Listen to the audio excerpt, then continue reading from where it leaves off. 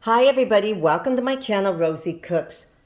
I'm making some chicken stew. I saw something similar to this on TikTok. It looks so good.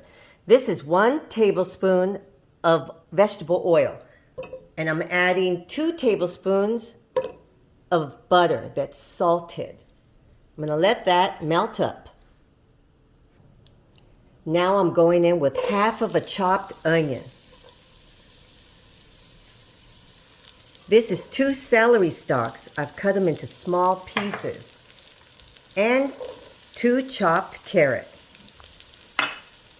And this is 2 garlic cloves, very finely chopped. Now let this mix in together for about 3 to 4 minutes.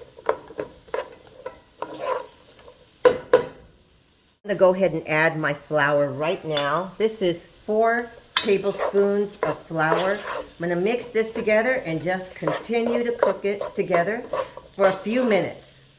Just give those carrots a little bit of time to soften up. So it's been a few minutes. I've removed my veggies. Now I'm going to add another tablespoon of oil. And I'm going to bring in my chopped chicken. This is 2 chicken breasts chopped. And I'm going to cook this until it's nice and cooked through.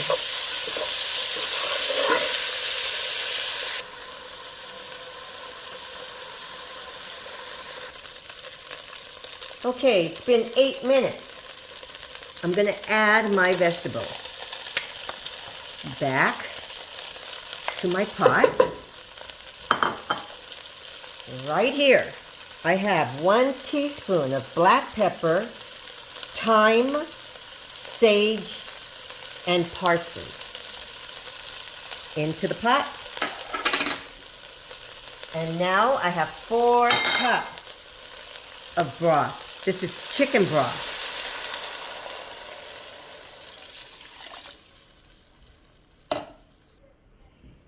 Give this a mix.